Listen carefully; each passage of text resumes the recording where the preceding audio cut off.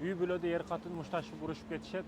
Анан маселени ортого коюп чечиштин ордуна маселени аял башка жака тартат, эркек башка жака тартат. Аял кайнене, кайната, бул жагы апасы, атасы бүт эч кимиси калбайт айтпаган. Эркектин дагы дос жары эч кимиси калбайт айтпаган. Айтор маселени ортого коюп, маселени чечиштин ордуга маселеге карама-каршы күрөшүшөт да, бири-бирине карама-каршы күрөшүшөт.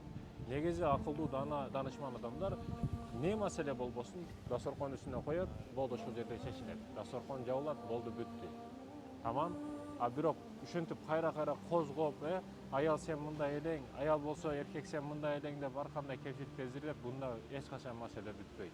Маселенин тоготер жерин чечиш керек. Аны маселени кайра-кайра туудуртуп көбөйткөндүн кереги жок. Туудуртуш дегени бирөөгө айтыш, андан кеңеш сураш, мындан кеңеш сураш, негизи секрет дегени баягы мамлекеттин дагы бүт сырлары бар. Ошол сыяктуу үй бүлөнүн дагы сырлары болуш керек, аны сыртка алып чыкпаш керек. Эч качан үйүңдөгү сырларды сыртка алып чыкпа.